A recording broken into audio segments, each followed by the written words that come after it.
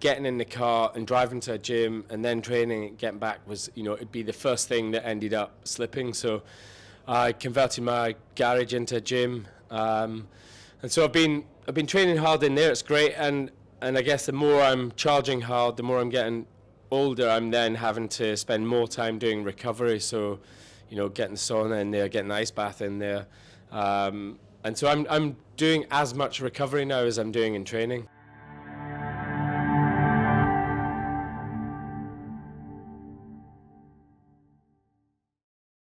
Hello guys, welcome to the Kendal Mountain Festival. Nashy here, and I'm delighted to be joined by adventurer, author, father, Aldo Kane. How are you, mate? Thanks for having me, yeah, very good.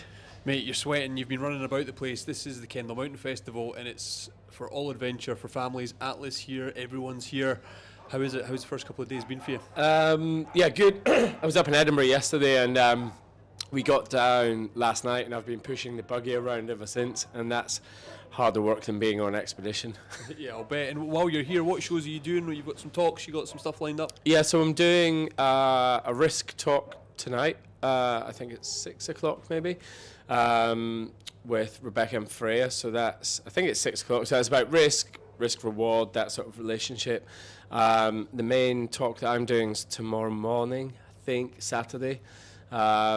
And I'll have Matt Pycroft on stage, Ollie Pemberton on stage, and then we're showing the film Polars of the Okavango that we made with Exodus.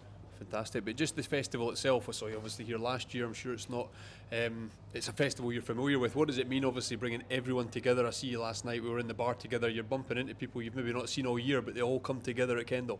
I think it's fantastic. I was coming to this festival probably about 15 years ago, and I was sort of blown away by being able to be in the same pub as, some of your most sort of famous idols from the climbing and mountaineering world. And so it's just such a privilege to get asked back to speak here, but just to be here and hang out here. There's so many different walks of life here, all doing some pretty epic stuff, and just being able to sit and watch a film and then listen to the filmmakers talk about it is great. How does it feel within yourself that you are now that person for many people as you try and get in here for the media studio? You're getting photos outside and all those things for the things that you've achieved and the heights you've scaled, and we will get to Everest. What does it mean to you that the stuff you've done, you've put into movies, all the books that you've been involved in, that you're getting the recognition now and you can't walk around Kendal without a photo?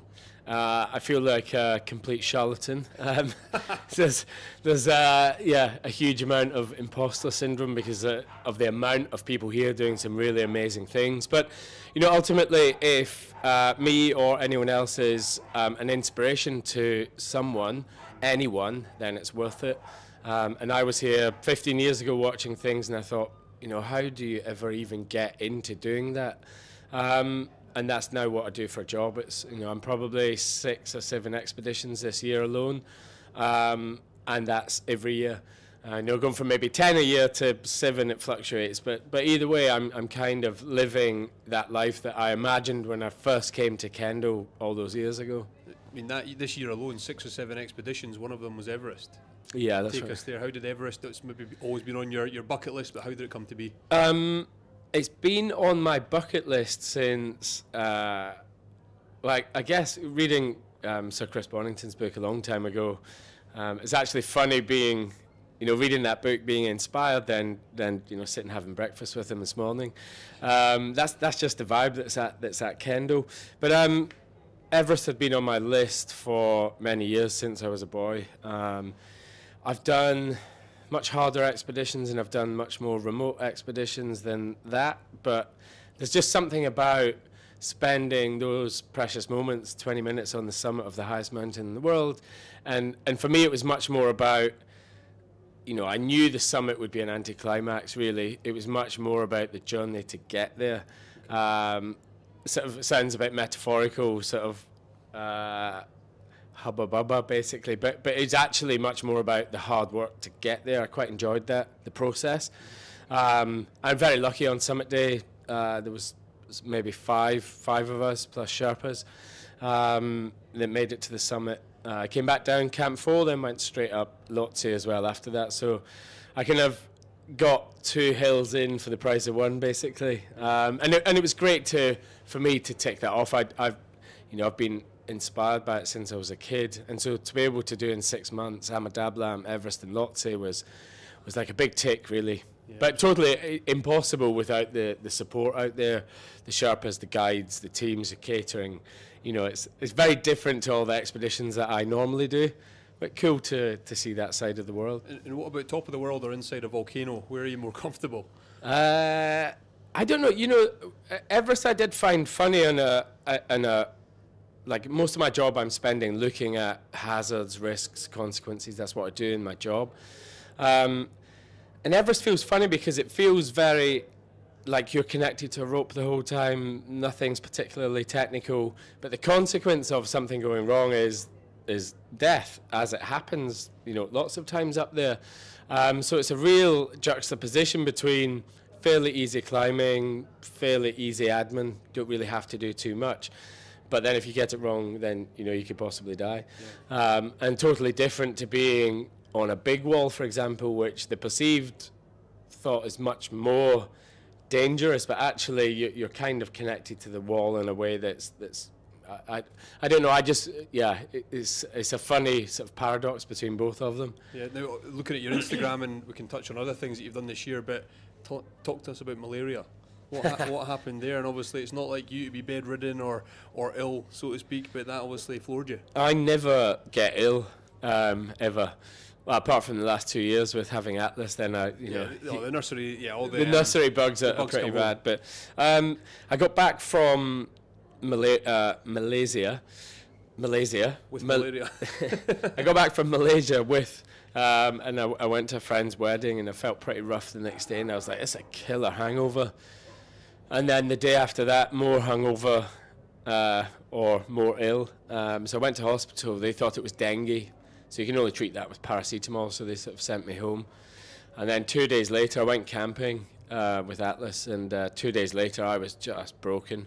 All my insides were painful, my liver and my kidneys were painful to touch, and urine was getting blacker and blacker by the day, so I thought it's probably not right. Went to hospital, and then they kept me in, so I was in for a week with malaria. Yeah. Geez, I mean, that whole process, that floored you. What was recovery like? Pretty quick. I made it quick. I was in hospital for a week, came out, waited 2 days, and then got back in the gym, and then about 2 weeks later I was on an expedition again. Okay. So you can't stop Aldo Kane, is what you're saying? Not even. Well, I mean, you could easily stop me, but I don't like to be stopped. You've mentioned Atlas a few times. I met him last night, obviously, and he's running about and he's smashing into you, and he's full of beans already. But you, as dad, and dad life and training, it's something we've talked about on podcasts before. You're still managing to get in the gym, get your time for your own mental health with everything being so busy with family life and adventures. Yeah, it was one of having Atlas, I mean, I love it. I love being a dad, which was never on my radar really up until, when we had him. But the first thing that I did, because training is so important and integral, one, to my mental and physical health, but my job requires me to be fit, capable and resilient. And that means I have to train most days. And so I sort of realized early on before he was born that I would need to lubricate or reduce the friction of me getting to the gym, and getting in the car and driving to a gym and then training and getting back was, it'd be the first thing that ended up slipping. So I converted my garage into a gym, and so I've been training hard in there. It's great, and I guess the more I'm charging hard, the more I'm getting older, I'm then having to spend more time doing recovery. So, getting sauna in there, getting ice bath in there. And so I'm doing as much recovery now as I'm doing in training. Yeah, your setup looks pretty slick. I even saw Steve Blackshaw, I think he was on commenting on how good the gym and the garage looks. But on the sauna and the cold water, obviously I've seen you've been in cold waters all over the world, but is that something you rely on heavily for the recovery? Yeah, I think more for resilience building. Like on a physiological level, it's good for you, but on a psychological level, it's also good for you. I think tomorrow morning or Sunday morning, we'll be doing it with Gailey here. And yeah, it's just become part of the routine now. So training hard, recovering hard, and then prepping, getting ready for the next expedition. Absolutely, and obviously while we're here at Kendal, anything else you're looking forward to see, or people you're catching up with? Yeah, we so Matt Pycroft will be on stage with. So we filmed in Greenland last year. Ollie Pemberton, who'll be on stage as well. So we did Okavango last year. Also going to see Ed Jackson today, unsupported, and Graham Zimmerman we'll be seeing. Who else?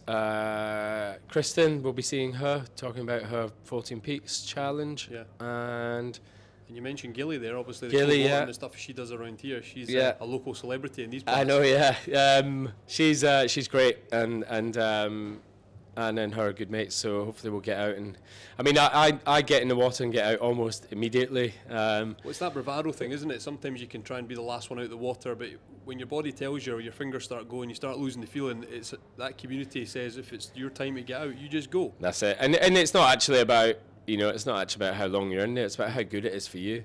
So I'm in and out in less than a minute. Anna, my wife, Anna was in doing cold water stuff up until she gave birth. All the way through pregnancy, so I think it's helpful. And I know you're a dad that will get Atlas in there pretty soon, I'm sure. Dip his toes in. We had him in the swimming pool this morning up at Castle Green, couldn't get him out, and then ended up having a massive tantrum and kicking his clothes off. Fantastic. Aldo, thank you very much for joining us. Cheers, Nashy. Guys, thank you very much. Thank you. Brilliant time here at the Kendal Mountain Festival 2023. Check out everything across social media, check out the YouTube and the website, and we'll catch you soon.